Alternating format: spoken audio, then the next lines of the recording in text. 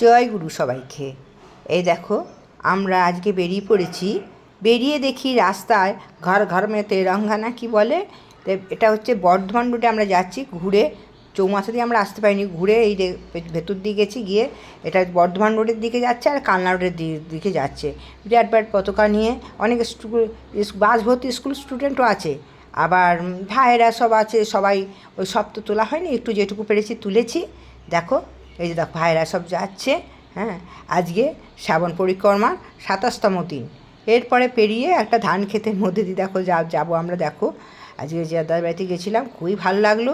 ওনারা এর আগে কোনো দিন মাতৃ সম্মেলন দেননি, সৎসঙ্গ দিয়েছিলেন একবার, তা দিদিভাই বলার পরে দিতে রাজি হয়েছেন। দেখো এই যে ধান খেতে চলে এসেছি, চলো সঙ্গে থাকো, আশা করি ভালো লাগবে। লিখবে কার কেমন লাগছে, তাহলে আমাদের ভিডিও করাটা আরও আনন্দিত পাবো। জয় গুরু, সঙ্গে থাকো।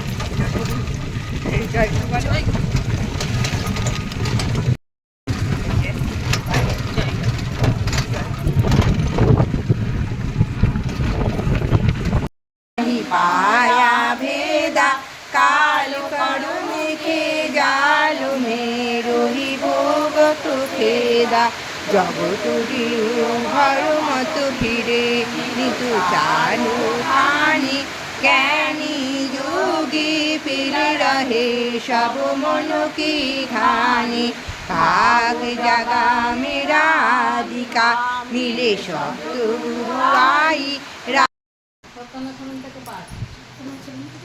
এবার ওই বার করো, পুলিশকপ থেকে শুরু হবে, পুলিশকপে শেষ হবে। যখন একটা বার করো মধ্যখানে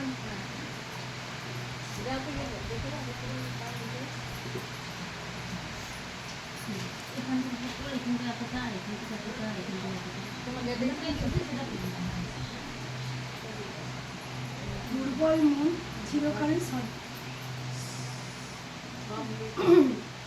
দুর্বল মন চিরকালই সন্দিগ্ধ, তারা কখনোই নির্ভর করতে পারে না।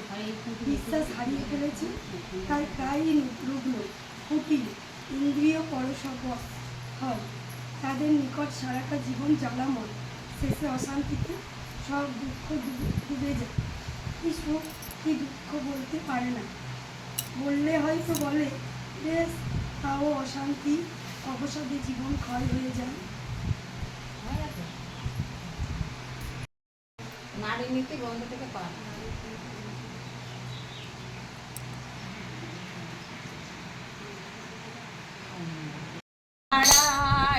প্রণাম তোমায় প্রভু, প্রণাম তোমায়, শাশ্বত চির তুমি বিশ্বধারায়।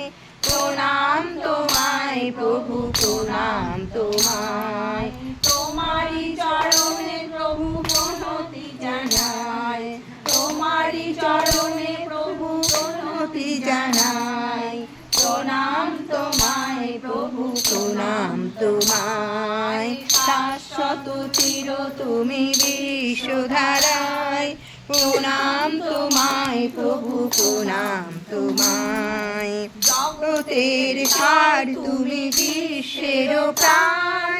লীলা তব অপরূপ গো ভগবান, জগতের সার তুমি বিশ্বের প্রাণ।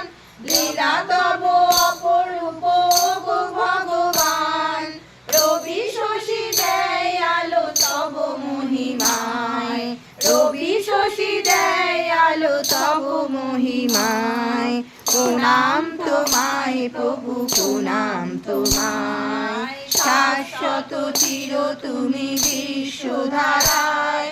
প্রণাম তোমায় প্রভু, প্রণাম তোমায়, জাগ্রত চির তুমি যুগ তারা সম। ধরণীর বুকে তুমি সুন্দর মম, জাগ্রত চির তুমি যুগ তারা সম। ধরণীর বুকে তুমি সুন্দর মম, তোমারি শরণে প্রভু মোহ ঘুচে যায়, তোমারি শরণে প্রভু মোহ ঘুচে যায়। প্রণাম তোমায় প্রভু, নমো নমো নমো নমো নমো। আধারের পথে তুমি আলো গো মা,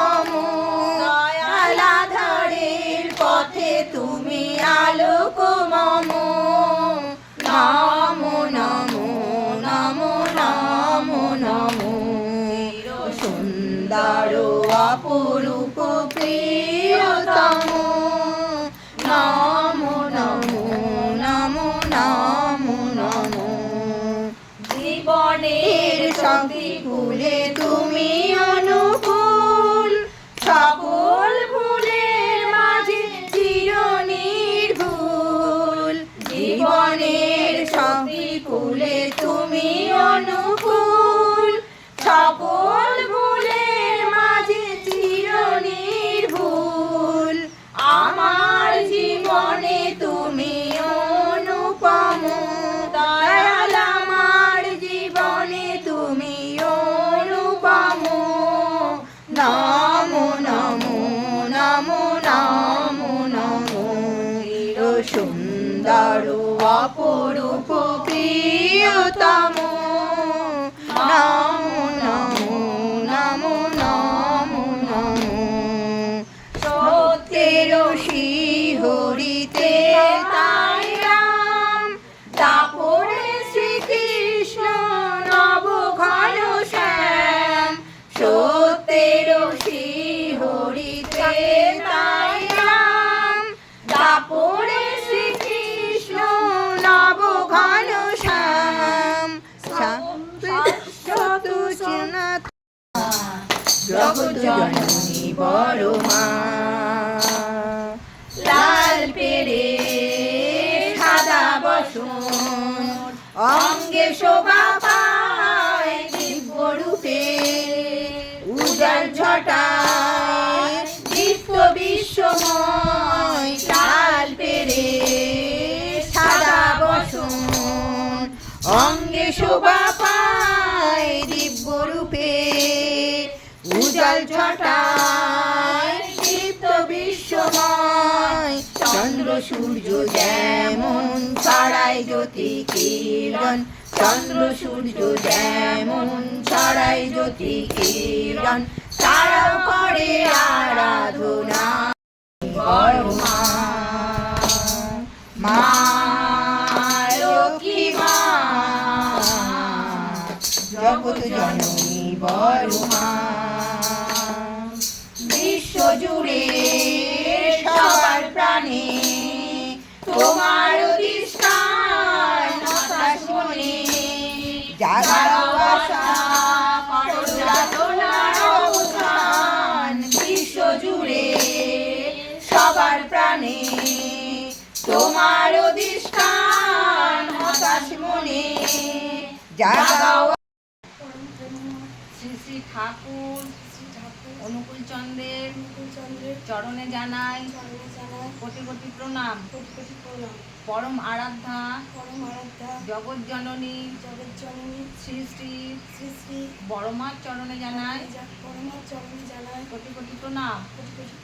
পরম পূজ্যপাদ শ্রী শ্রী বর্দার চরণে জানাই কোটি কোটি প্রণাম।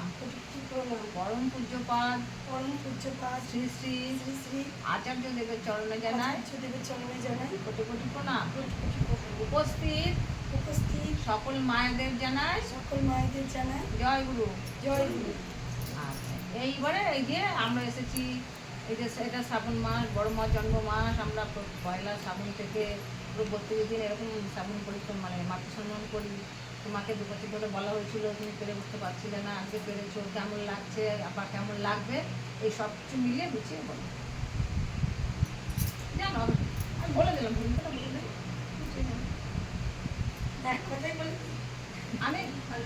আমি তোমাকে ভূমিকাটা বলে, এবার তুমি এটা গুছিয়ে বলো, মানে মনের অনুভূতিটা বলো। তুমি দীক্ষা নিয়েছিলে, স্ত্রীতে পাঠাও। কবে দীক্ষা নিয়েছো, কবে দীক্ষা নিয়েছো সেটাও বলো। হ্যাঁ, আমি দেওয়ার ইচ্ছা ছিল, কিন্তু সত্যিই পেরে উঠছিলাম না, বা অনেক কিছু কারণে আমি পারছিলাম না। আর ঠাকুরের ইচ্ছাতেই ঠাকুর আমায় করিয়েছে, তাই করতে পেরেছি। আজ এতদিনে আমি করতে পেরেছি, আর সবাই এসেছে, আমার ভালো লাগছে। আমি এটা করতে পেরেছি, ঠাকুর আমাকে দিয়ে করিয়ে নিয়েছি। ইষ্টবৃত্তি আমি দীক্ষিত হয়েছি বেশ কিছু বছর হয়ে গেল, হয়তো 8-10 বছর, 8 বছর এরকম হয়ে যাবে, 7-8 বছর কি 10 বছর ইষ্টবৃত্তি পাঠাই। হয়তো ঠাকুরের কাছে এখনো পৌঁছাতে পারিনি, দেবঘরের ঠাকুর যদি কোনোদিনও নিয়ে যায় তাহলে কবে যেতে পারবো। আর এতটুকু করতে পেরেছি ঠাকুরের ইচ্ছা। আবার যেন করতে পারি। হ্যাঁ, আবার যেন করতে পারি। যথেষ্ট আমি খুব ইয়ে করি, ঠাকুর আমাকে প্রচুর ইয়ে করেছে।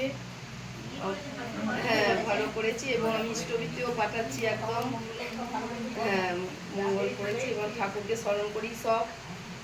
এই ছেলের বিয়ে থা দিলাম ঠাকুরের ইয়ে করে, তবে আমি মানে শুরু করেছি। বাজনা যে এসেছিল আমি প্রথমেই বললাম যে আমার ঠাকুরের ওই প্রার্থনা ইয়ে করে আমার এইবার যা করবে করবে। প্রথমেই শুরু করেছি আমি প্রার্থনা দিয়ে, তারপরে আমার যা ইয়ে হয়েছে হয়েছে, নাচ গান যাই হলো। প্রথমেই শুরু হয়েছে আমার ঠাকুরের ইয়ে দিয়ে, প্রার্থনার গান দিয়ে শুরু করেছি। এবং ইষ্টভিত্তিও প্রতি মাসে মাসে পাঠায়, একবারে পুরো মানে দেবঘরই যায় একদম, ওখানেই আমি একদম পাঠাচ্ছি। তা খুবই আমার যেখানেই যাচ্ছি স্মরণ করে ঠাকুরের ইয়েতে আমার প্রচুর প্রচুর আমার মানে ঠাকুর ছাড়া আমি এক পা চলি না। এটাই আমার দারুণ ইয়ে, সবসময় আমি অন্তর্ভুক্তি একদমই। হ্যাঁ হ্যাঁ, জয়গুরু। প্রথমে ঠাকুর, ঠিক আছে, তারপরে বড় মা, তারপরে বড়দা, তারপর আচার্য দিদা। বড়দাকে প্রণাম জানাই। আর তারপরে বলুন, প্রথমে বলুন, পরম প্রেমময় শ্রী শ্রী ঠাকুর অনুকূল জানাই কোটি কোটি প্রণাম। পরম আরাধ্যা জগৎ জননী শ্রী শ্রী বড়মার চরণে জানাই কোটি কোটি প্রণাম। পরম পুত্রপদ শ্রী শ্রী বড়দার চরণে জানাই কোটি কোটি প্রণাম। পরম পুত্রপদ আচার্য দেবের চরণে জানাই কোটি কোটি প্রণাম। আচার্যের চরণে জানাই কোটি কোটি প্রণাম। দেবঘর ঠাকুর পরিবারের জানাই কোটি কোটি প্রণাম। সকল মায়েদের জানাই। সম্পত্তির সঙ্গে অনেকদিন আগে থেকেই যোগাযোগ বলতে সম্পত্তি আমার বাড়ির মেমারি রোড, সাতক্ষীরা মেমারি রোডে তা উপজেলা কেন্দ্র। তো সম্পত্তি প্রত্যেক মাসেই শত ব্যস্ততার মধ্যে থেকে সঠিক সময় ঠাকুরের ইষ্টবিধিটা ঠিক সময়ে পাঠান, বা যখন দিতে পারেন না তখন খুব একটা যে আকুলি দুকুলে দিতে পারলাম না, যে একটা অনুতাপ, সে অনুতাপের ব্যাপারটা যথেষ্ট রয়েছে। ফোন করে জানাই যে দিদি আমি তো যেতে পারলাম না, ইষ্টবিধির ডেট কি হয়ে গেছে? হ্যাঁ হয়ে গেছে, মানে সে যে কি আকুলতা যে দিতে পারেনি, সে কি অনুতপ্ত, এটাই হচ্ছে ঠাকুর ধরার মূল লক্ষ্য। তার কারণ কি, যে আমরা যদি সঠিকভাবে যদি ঠাকুরকে ডাকি, আমাদের ঠিক মনে পড়বে যে 30 দিনের দিন আমাদের ঠিক ইষ্টবিধিটা আমাদের ঠিক পাঠাতে হবে। আর যদি একান্ত মনে না থাকে, পাঠানো ডেট পেরিয়ে গেলে তখন সেই একটা উত্তর পাঠানো হবে, এই রে এমনি হচ্ছে কেন, তখনই মনে পড়ে যায় এই রে আমাকে ইষ্টবিধি পাঠানো হয়নি।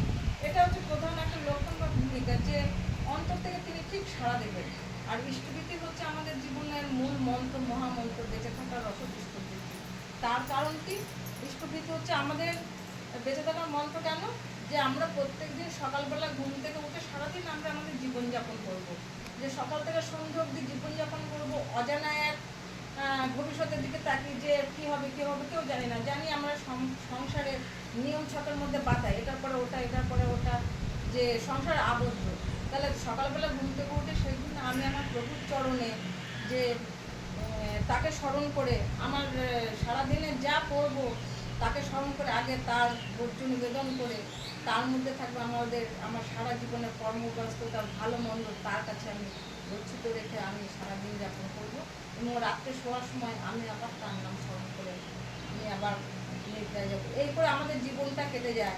তাই আমরা সংসারে আবদ্ধ জীব মায়েরা প্রত্যেকেই, কেননা আমাদের স্বামী, সন্তান, ছেলে মেয়ে, শ্বশুর শাশুড়ি, দেওর ননদ প্রত্যেকেই একটা সময়ের মধ্যে বাধা বা নিয়মের মধ্যে বাধা। তার মধ্যে আবার কেউ কর্মব্যস্ততায় বাধা, যে সংসারের মধ্যে থেকে কর্মব্যস্ততা, যেটা অনেক মায়েদের পক্ষে হয়ে থাকে। তাই এই আবদ্ধ থাকার মধ্যে থেকে অনেকেই আমরা কি করি, যে ঠাকুরকে ভুলে যাই, মানে সময় নেই ঠাকুরকে ভুলে যাই। হ্যাঁ, ঠাকুরকে ভালোবাসি কিন্তু সময় নেই। কিন্তু ঠাকুর বলেছেন যে আমার জন্য আলাদা আর কোনো সময় দিতে হবে না, শুধুমাত্র কি দীক্ষা টানে সারাদিন তুই কর্ম করবে আর শুধু আমাকে ডাকবি। যেমন আমার সংসারে আমার স্বামীকে খেতে দিতে হবে, ছেলে মেয়েকে খেতে দিতে হবে, এই যে প্রত্যেকের মুখগুলো মনে পড়ে, তেমনি আমি দীক্ষা নিলে আমার ঠাকুরের বীজ নামটা যেন আমাকে মনে পড়ে আর ঠাকুরকে যেন ডাকতে পারি। তার জন্য আমাদের আলাদা কোনো সময়ের দরকার নেই, যে দীক্ষা নিলে আমাদের আলাদা সময় লাগবে, অত সময় নেই, কাজ করবো কখন না ঠাকুরকে ডাকতে পারবো, তা নয়। আমাদের মানব জীবনের মূল উদ্দেশ্য কি? আমাদের মানব জীবনের মূল উদ্দেশ্য হচ্ছে ঈশ্বর লাভ। আর ঈশ্বর লাভ আমাদের ঠাকুর বলেছেন যে সংসারের মধ্যে থেকে ঈশ্বর লাভ করতে হয়। তাই তো ঠাকুর বলেছেন যে ধর্ম যদি নাই বা হলো সংসারের প্রতি কর্মে বাতিল করে রাখলে যেত কি হবে করতে হবে। সংসারের প্রত্যেক কাজের মধ্যে আমাকে ঠাকুর তাকে ডাকতে বলেছে, কিন্তু ঠাকুরকে বাদ দিয়ে না। আর সংসারের প্রত্যেক কাজটা কীভাবে করতে হবে তাই ঠাকুর আমাদের শিখিয়ে দিয়েছেন। যে আমি এক ব্যক্তি, যে আমি কারুর বউ, কারুর মাসিমা, কারুর কাকিমা, কারুর জেঠিমা, কারুর বৌমা, মানে বিভিন্ন রূপ, একই ব্যক্তি বিভিন্ন রূপ। সেদিক থেকে যেন আমি যেন প্রত্যেকের কাছে সঠিক একটা ব্যক্তি হয়ে উঠি। যেমন আমি একদিন ভালো বউ হব, ভালো বৌমা হব, ভালো প্রতিবেশী হব, ভালো মা হব, এইরকম ভালো গুরুগণ হব। তো সেটাই আমার ঠাকুর শিখিয়ে দিয়েছেন যে সেটা কীভাবে হতে হবে। সেটা হতে গেলে কী হবে, আমাদের একটা নিয়ম ছকের মধ্যে বাঁধা, যে সকালবেলা ঘুম থেকে উঠে আমরা প্রার্থনা করব, প্রার্থনা করে ঠাকুরকে প্রণাম করব, বড়দের প্রণাম করব, স্তুতি করব, তারপরে প্রত্যেকের ভালো মন্দ খবর নেব যে তোমরা কেমন আছো। এই যে একটা অভ্যাস, এই অভ্যাসের মধ্যে থেকে আমাদের মানে কি জীবন চলনা সঠিকভাবে তৈরি হবে, সঠিকভাবে তৈরি হবে। এবং এই অভ্যাসটা যদি না করি তাহলে আমাদের জীবন চলনা বিপদে যাবে। তার কারণ বলছি যে যখন একটা ছেলেকে মেয়ে যখন বড় হয়, আমাদের ঠাকুর বলেছেন দীক্ষা দিতে। দীক্ষা মানে দক্ষ হওয়া, সঠিক একটা মানুষের রূপান্তরিত হওয়া, একটা ছেলে একটা মেয়ে একটা ব্যক্তিত্ব হয়ে ওঠা। আমি যখন সঠিক ব্যক্তিত্ব ভালো হয়ে উঠবো তখন আমার দাম্পত্য জীবন সুখের হবে। দাম্পত্য জীবন সুখের হলেই তখন আমার গৃহ জীবন মানে সংসার জীবন ভালো হবে। সংসার জীবন ভালো হলে আমার পরিবেশের জীবন ভালো হবে। পরিবেশের জীবন ভালো হলে আমার আসবে। তাই ঠাকুর বলেছেন ব্যক্তি দম্পতি গৃহ সমাজও আসবে। তো তাকে ভালো করে তুলতে গেলে কী করতে হবে, ঠাকুরের দীক্ষা দিতে হবে। তাকে তিনি যে নিয়ম কানুনগুলো করতে বলেছেন সেই নিয়ম করলে আমি সঠিক একটা মানুষ হয়ে উঠতে। ঠাকুর বলেছেন, ঠাকুর এক গুরুভাই বলেছেন যে ঠাকুর আপনার এত মানুষ আপনার চলে কী করে, আপনার আয় ব্যয় কী। ঠাকুর বলেছেন যে আমার আয় হচ্ছে মানুষ, ব্যয় হচ্ছে ভালোবাসা। এটাই ঠিক শিখিয়ে দিয়েছেন যে আমাদের সঠিকভাবে কীভাবে একটা মানুষ হয়ে উঠতে হবে। আর কি অনেকেই আছে, আমরা সময়ের মধ্যে কথা অনেকেই করবেন, প্রত্যেকের মঙ্গল কামনা রাখছি। পরমাত্মা জগৎ জননী চলে জানাই আমার মনগুরু মানে শ্রী বর্দার চলে জানাই আমার পরমপুজো মানে শ্রী আচার্য দেবের চলে জানাই আমার শ্রী অভিজ্ঞতা চলে জানাই আমার ঠাকুর পরিবারের প্রতি প্রত্যেককে চলে জানাই আমার এখানে উপস্থিত সকল মায়েদের জানাই আমার আনন্দ জয়। আমাদের ঠাকুর সহজে ঠাকুর হয় না। আমাদের সাংসারিক জীবনে চলতে গেলে একটুখানি কষ্ট হলে ঠাকুরকে বলি ঠাকুর কত কষ্ট আমাদের জীবনে। সেই রকমই কিছু একটা ঘটনা। ঠাকুর একদিন বসে বসে খাচ্ছে, খেতে তার খাওয়া হয়ে গেছে তবু ঠাকুর বসে আছে। ঠাকুরের এটা স্বভাবের নয়, ঠাকুর খাওয়া হয়ে গেলে উঠে পড়ে। বড়মাহাতে জগৎজননী বড়মাহাতে বলছেন কি গো উঠবে না? বলছে আমার রসমালাই খেতে ইচ্ছা করছে। বলছে তুমি এখনই রসমালাই কোথায় পাবে? দুপুরবেলা দোকান বন্ধ, চারিদিকে এখানে তো কোথাও রসমালাই পাওয়া যায় না। ঠাকুর বলে দেখি না। ঠাকুর যে কথাটা শেষ করেছেন সঙ্গে সঙ্গে দরজায় কড়া ধরে পড়ল। এক দাদা কলকাতা থেকে এসেছিল এক হাড়ি রসমালাই নিয়ে। ঠাকুরকে সেটা দিলেন, ভক্তের মন মানসা পূর্ণ হল। এইরকমই ঠাকুর কী করে ভগবান হয়ে উঠলেন। ঠাকুরের এক বন্ধু ছিল, সে ছোটবেলা থেকে খুবই বদমাইশ। তার একটু বড় হতে হতে ঠাকুরের সঙ্গ লাভ করে, সৎসঙ্গে স্বর্গবাসীটা বলে।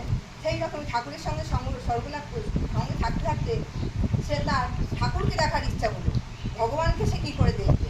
এইরকমই সে একদিন গভীর শ্মশানে বসে সে ডাকছে, ভগবান তুমি কোথায়? তাপিত প্রাণ শান্ত করো, শীতল করো আমাদের দেহ, আমাকে একবারটি দেখা দাও ভগবান, একবারটি দেখা দাও। সে তার বন্ধু যে ভগবান সেটা সবাই বলতো, কিন্তু সে বিশ্বাস করতো না কিছুতেই। সে কিছুদিন মানতে চাইতো না যে অনুকূলই ভগবান। সে না আমি দেখবো ভগবানকে, এই বলে সে শ্মশানে। আমাদের ঠাকুর তো তিনি অন্তর্যামী, তিনি বুঝতে পারছেন। তিনি তখন খানিক্ষণ পর ডাকছে, ডাক্তার ডাক্তার কোথায়? তখন সেই কিশোরীমোহন ভাবলো যে জঙ্গলে হয়তো কোনো ভূত প্রেত কিংবা কেউ এসেছে আমাকে ভয় দেখাতে। সে তখন কিশোরীমোহন রাম রাম রাম রাম করছে ডাকছে। তখন শ্রী ঠাকুর বলছেন, কি গো তুমি রাম রাম করছো কেন? আমি ভূত নই, আমি অনুকূল, চলো এসো। এই বলেই কিশোরীমোহনের হাতটা ধরেছে। কিশোরীমোহনকে হাতটা ধরে কিশোরীমোহন বলছে, তুমি এখানে আসলে কি করে? বলছে কেন, তোমাকে নিতে আসলাম, চলো বাড়ি চলো। এইবারে কিশোরীমোহনকে হাত ধরে শ্রী ঠাকুর এগিয়ে চলছেন, পেছনে পেছনে কিশোরীমোহন চলছেন। কিশোরীমোহন মনে মনে ভাবছেন, আচ্ছা ঠাকুর যদি অনুকূলই ভগবান হয় তাহলে ও করে আসো। যেই বলা মনে মনে ভেবেছেন, সঙ্গে সঙ্গে শ্রী শ্রী ঠাকুর বলছে, কিশোরী মনে হচ্ছে পায়ে ফুল লাগবে, গঙ্গায় একটু ডুব দিয়ে আসি বলে সেই শীত মাঘ মাস, প্রচুর শীত তখন, সেই শীতেতেই গঙ্গায় ডুব দিয়ে আসলো। তারপরে আবার কিছু দূর গেছে, তখন কিশোরী মনে মনে ভাবছে যে হয়তো এটা কাকতালীয় ব্যাপার হতে পারে, হয়তো পায়ে ফুলে গেছিল, তার জন্য ভগবান মনে করতে হবে। আবার তার কিছুক্ষণ পর বাড়ি ঢোকার আগে শ্রী ঠাকুর বলছেন, কিশোরী বাড়িতে ঢোকার আগে আর একবার গাটা ডুবিয়ে, মাথাটা ডুবিয়ে স্নানটা করেই আসি বলো, বলে আবার ডুব দিয়ে আসলো। তখন কিশোরী মনে মনে ভাবছে যে এ তো সত্যিই ঠাকুর, তাহলে আমি তাহলে পায়ে ধরতে হবে, পায়ে ধরে ক্ষমা চাইতে হবে, আমি এরকম ভুল ভেবেছি। যেই ভাবা সঙ্গে সঙ্গে তার অহংটা জেগে উঠেছে, বলছে না, আমি যদি এখন অনুকূলের পায়ে ধরি, অনুকূল তো কাল সকালে গিয়ে সবাইকে বলে দেবে যে এরকম আমি অনুকূলের পায়ে ধরেছি, তাকে ভগবান বলেছি। বলেছে আবার সে না না অনুকূল ভগবান বলে শ্রী ঠাকুরের পায়ে যেই ধরেছে, ঠাকুর বলছেন হ্যাঁ রে, আমি যদি কালকে সকালে বলে দিই তুই আমার পায়ে ধরেছিস, তিনি তো অন্তর্যামী ভগবান, তিনি তো বুঝতে পারছেন কি বলছে সে মনে মনে। এইরকমই বাড়ি চলে গেছে। তার দুদিন পরে কৃষ্ণমণি, তখনও মনে বিশ্বাস হচ্ছে না অনুকূলই ভগবান। একদিন রাত্রে কৃষ্ণমণিকে শ্রী ঠাকুর বলছে, কিশোরী আজকে রাত্রি বাড়ি যেও না, না যাওয়াটাই ঠিক মনে হয়, তুমি থেকে যাও। কৃষ্ণমণি বললো ঠিক আছে, থেকে গেল। থেকে গিয়ে মাঝরাত্রে তার ঘুম ভেঙে গেছে, আবার মনে মনে ভাবছে বললো তাই সত্যি হয়, দেখি তো গিয়ে একবার কি হয়। যথারীতি যেতে যেতে বাড়ির কাছে কাছে এসে গেছে, অনেকটা দূর এসে যাওয়ার পরে মনে ওই কিছু তো হলো না, যেই ভেবেছে সঙ্গে সঙ্গে দেখছে বিরাট একটা সাপ তার সামনে দাঁড়িয়ে পড়েছে, দাঁড়িয়েছে। সামনে দিকে তার এগুলোর কোনো রাস্তা নেই, ছুটতে ছুটতে ছুটতে পেছন ঘুরে ছুটতে ছুটতে এসে আশ্রমের সামনে দাঁড়িয়েছে। দেখছে শ্রী ঠাকুর দাঁড়িয়ে আছে দরজার সামনে, আশ্রমে সবাই ঘুমোচ্ছে, শ্রী ঠাকুর তার জন্যে অপেক্ষা করছে। তার সন্তান, তার বন্ধু, সে যে বিপদে পড়েছে, ঠাকুর জানতে পেরে দাঁড়িয়ে রয়েছে দরজার কাছে। বলছে কি রে, বিশ্বাস হলো এবার? বলছে হ্যাঁ হ্যাঁ হ্যাঁ, তুমিই যে ভগবান, আমি বিশ্বাস করতে পারলাম। এইভাবে ঠাকুর নিজেকে অনেকবার পরীক্ষা দিতে হয়েছে। ঠাকুর বলছেন যে আমাকে বারবার তোরা পরীক্ষা নিস, তোদের যখন পরীক্ষা দিতে হবে দিতে পারবি তো।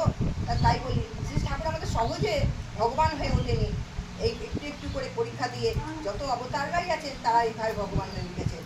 এইভাবে আজকে ঠাকুরের রাত্রি রাঙা চলে, সবাইকে মঙ্গল কামনা করি বলে আমি একটু কথা এখানে শেষ করলাম। জয় পুরুষোত্তমম বন্দে পুরুষোত্তমম। জয়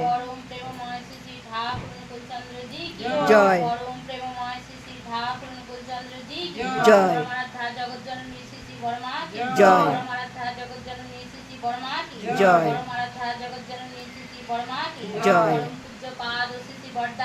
জয় জয় জয় জয় জয় জয়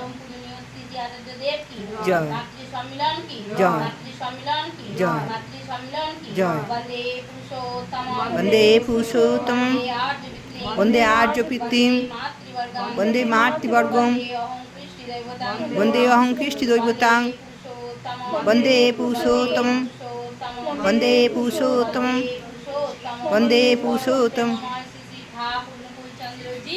জয়।